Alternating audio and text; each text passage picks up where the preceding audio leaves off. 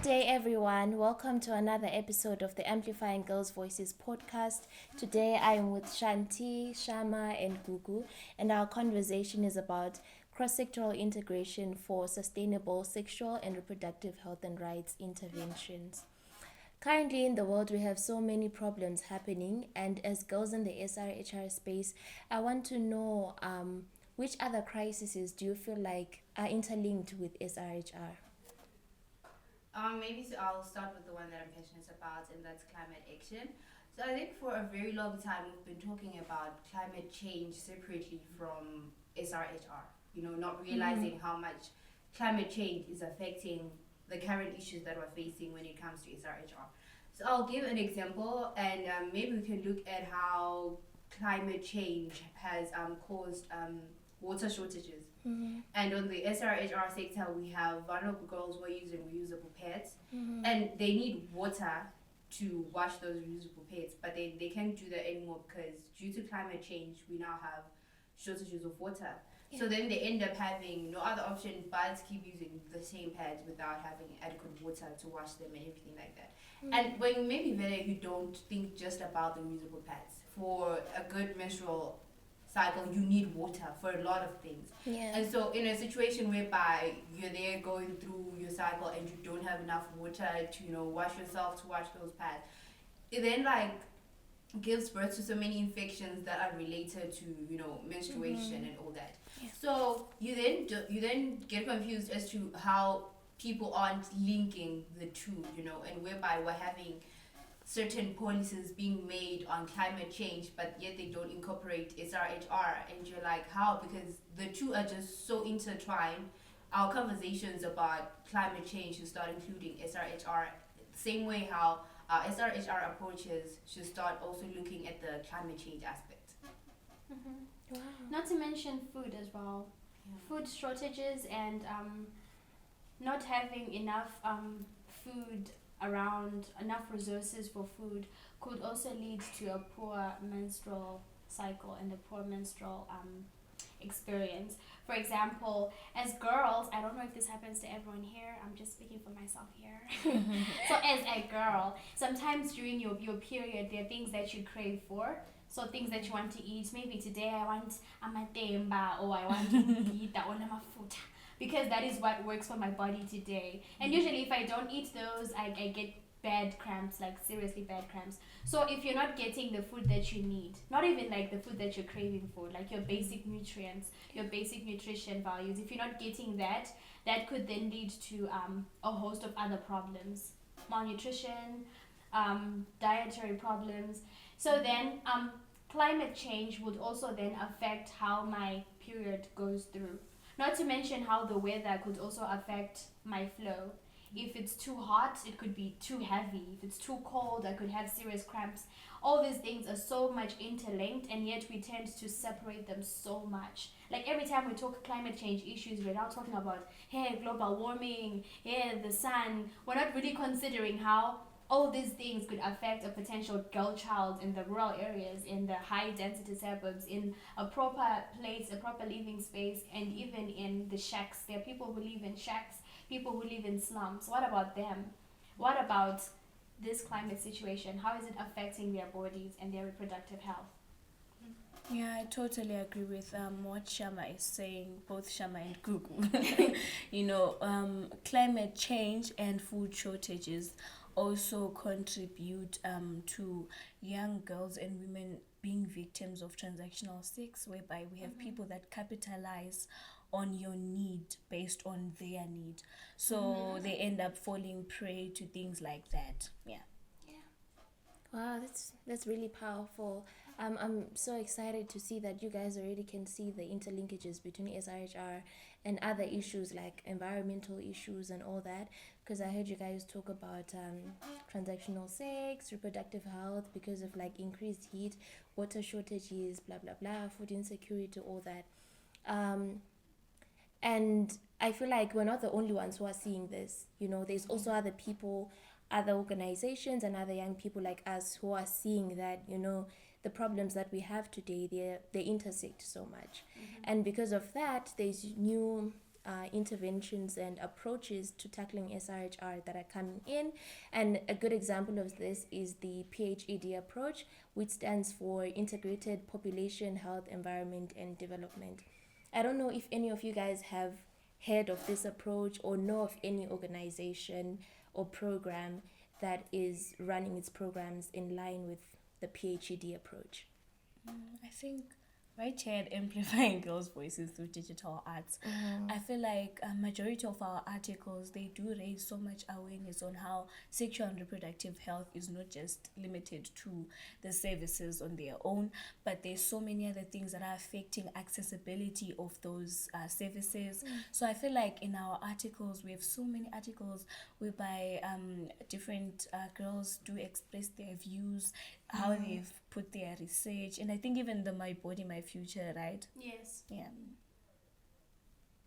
Yeah, I also wanted to say the point on how we also include certain issues in our articles, that we are now taking a different approach that's not only health-based, because we have been doing articles also on climate change issues. So in a way, we are now exploring the other perspectives to SRHR that are not just the health perspective.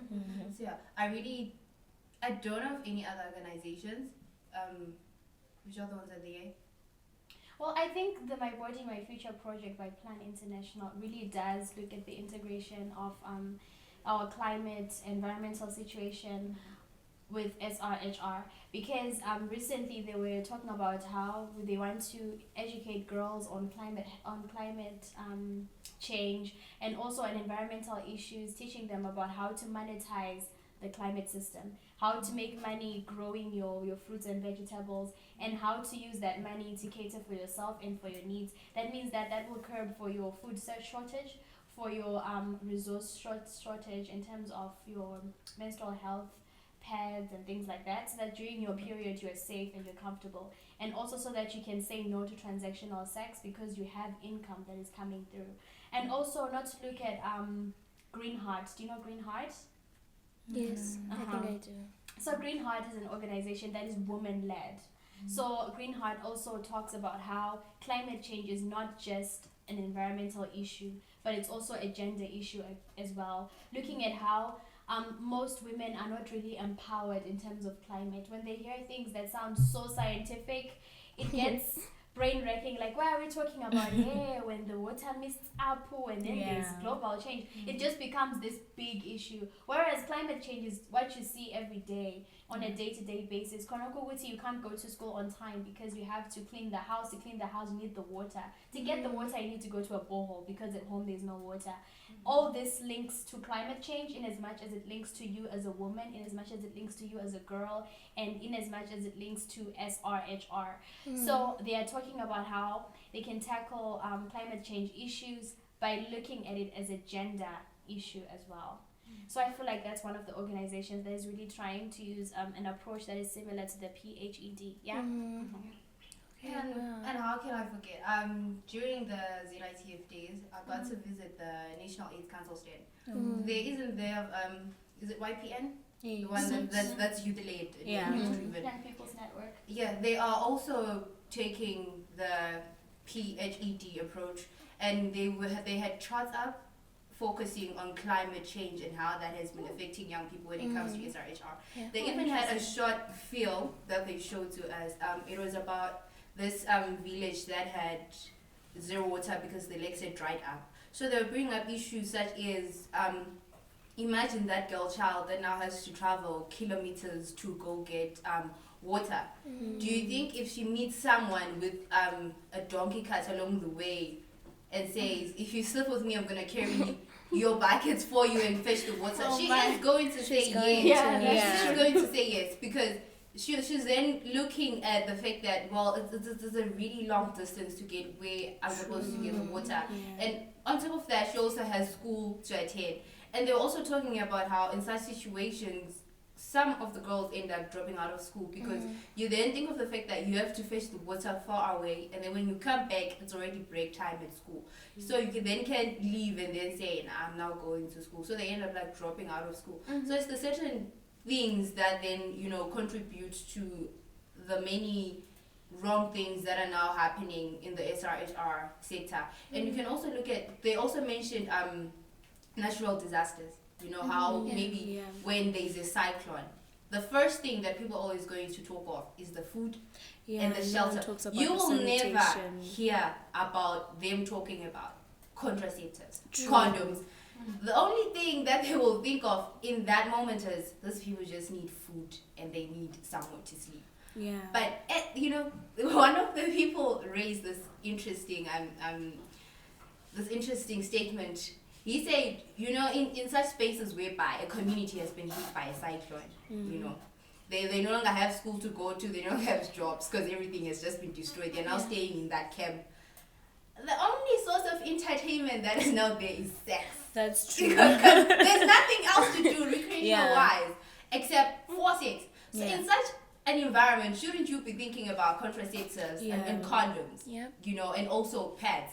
So I think now when we talk of climate change and, the disasters that happen, we really need to think of SRHR as a priority as well, not just food and shelter. And also, I don't know why that is, but have you ever realized how if there's poverty, there's always an increase in population? That's so like true. The poor countries or poor families, there are just so many. Like you find a person with 12 children, no source of income. And you're like, how do you have this many? How are you going to take care of all of these children? So I feel like that's also an issue that people should be focusing on the reason for the rise of population. What is that, and how can we curb that? What is lacking? That's so true. So I feel like SRHR is not just limited to just accessibility and corner, but then we also have to really consider, because when you're now talking about population, which got me wondering, how then do we make sure that abantu are well informed of accessing contraceptives, accessing their basic sexual and reproductive health? How best do they then have to get through to that without really having their rights violated? Because sexual and reproductive health must also accommodate your rights as a basic human being. I really like what you guys are saying because it's leading somewhere, right? I remember when I attended the Build PHED fellowship and we went for a case study in Malawi and we visited this fishing community. This is a group of people who are living around a lake. It's a very huge population. There's many children and all these people are relying on fish to survive. And talking about when you say that the climate crisis is gendered, we look at the fact that most women, they are not fishers. It's mostly the men, right? So what does this say about how women are able to then access food? What does this say about livelihood? How do they obtain livelihood? And this is when it comes back to things like transactional sex, like you were saying, which is why we're then saying SRHR is very much interlinked with the climate crisis, interlinked with population things, because just like you're saying, the population keeps on growing, and then the land is being degraded further and further. And then when that happens, women get further and further away from these resources. Now they have to keep on relying on men more and more. And then what do men want? Men want to have sex so that they give you the fish, they give you the minerals, they give you the timber, because they're the ones who are in charge of most natural resources in our countries. And it seems like a cycle that keeps going on and on between population growth in Africa, between reproductive health crises and environmental problems, So now when we now want to talk about the D part of this approach, and we now want to talk about sustainable development, how then can we ensure that organizations, young people are aware that everything that's happening right now is cross-sectoral, How do we, what steps do you think need to be taken to ensure that this PHED approach doesn't end in books or doesn't end amongst the four of us or the rest of a few people who know about it?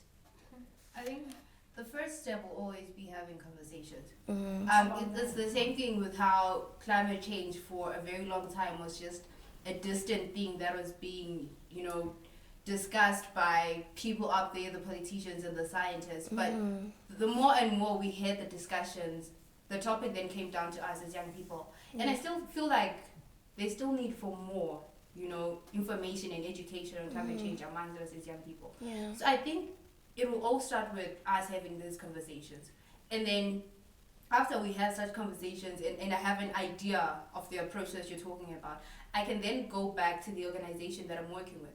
Because when it comes to programming, I think there's also a fault within programming, when we're going back to our project. Obviously, there is a gap that is not being covered. That is supposed to be the link between us trying to fix SRHR issues, but we're only using the health approach. So I really think when we then go back to the basic programming of certain projects and organizations, and we discover that no, if we're only going to be tackling SRHR using the health approach, there's so many things we're overlooking: population, as you say, environment, and sustainable development goals. So if we go back and also, sit down and try to see which, we were supposed to fix this and that, and maybe, try to then start tackling SRHR within the various means, I think, that would make a difference. I was watching an article, reading an article, where there's this man who was talking about, he's a social worker, and he was talking about how there's a certain community, I won't mention, so that community, they had a rise of cholera. So he was working with this organization, and they were like, you know what, there's cholera, there's malaria, there's blah blah blah. So these people need toilets. These people don't have toilets. They do their business inside by the bush area. So this is why they're getting sick. So let us help them and build toilets for them. So he says they go there, they start building toilets, and then after some time, that after they implement a project of some sort, they have to go back and revisit, check if it's working, and check if the toilets are being put to use. So he says they went back after some time, and then they found out the toilets are being used as granaries. People are storing their grain inside the toilet, and they're still doing their business in the bush area. And then they then asked Kuti, why are you not using the toilets to do toilet business? Why are you using the toilets to store grain? And then they said, you never asked us what we want. We don't need toilets. Actually, in our culture, it is wrong for a man and a woman or umakoti to use the same toilet. It's a taboo. So you brought us toilets. These toilets are for everybody. That means a man can get in here, a woman can get in here. And then after that, you just left your toilets here. You did not tell us, you did not ask us what our problem is. You just assumed that we need toilets. And then they were like, so what we need is granaries, because we don't have a place to store our grain. We have a food problem, not a toilet problem. So then they were like, oh. So I feel like another thing is assuming the problem that people have. So you assume that people don't know about SRHR, so you then bring them information about pads, how to use pads, how to condomize, how to drink contraceptives. But then maybe that's not their problem. You did not ask me what my problem is. You should ask me, Kuti, okay, what is your problem? Then I tell you, I don't have food, or I lack resources, I have no income. I know how to use a pad, I know what contraceptives are for, I know the use of a condom, but I don't know how to access all these things. So then finding out what the problem of a community is will help you to better tackle the problem. Even using the PHED system, maybe my problem is population. We try to find these SRHR services, but then they are not sufficient for all of us. Maybe our community has a lot of people, so therefore it's not that we don't have these things around us, but we need the quantity to rise. So you come here and then you find out they have these things, but they're not using them. They lack education. You start educating us on what we know. You get? So I feel like the question is on, are you asking the people that you're trying to help what they need before you start implementing your projects? That's so true. I totally agree with what Shama is saying. It's also in understanding our sustainable development goals and knowing that they're not just for organizations or those projects, but they're for everyone, So understanding them, and then understanding also how we can regulate and delegate duties to each other so that we can have a balance in how SRHR is not just limited to the services, but also to other factors that are happening in our environment, and population, and all that. Wow. And I really like that you guys are starting from education, because people need to be educated more, and we need to inspire like cross-sectoral thinking before we get to the policy making or implementation of projects. We need to think in a way that is cross-sectoral. And another thing that I heard you guys talk about was indigenous knowledge systems, where you say local problems needed local solutions. You know, we have so much programming that comes from other countries coming here for people who have like a different story to tell about what they're experiencing. And I think another thing that we need to add when it comes to the solution is our skilled work. When we look at environmental workers, do they know anything about SRHR? When we look at people in the health space, do they know anything about climate change? You know, so if we make sure that education and our skilled workforce in our country has knowledge that is cross-sectoral, it can also help so that when you approach a community for an outreach event, you know that this ness also is a way that, you know, SRHR isn't just about SRHR, it's about so much more than that. And when they educate a community in that way, I think it can be more impactful. People can understand that the more children I have, and you know, the way how I plan my family, you know, if I have five children, 10 children, it has an impact on the community, on the environment, I mean. So all those things, they help people to also be part of this sustainable development that we're pushing for. Any more insights? No. Okay. None. Yeah. Thank you so much for joining us for this episode of our podcast. And please like, comment, and subscribe. Thank you and bye.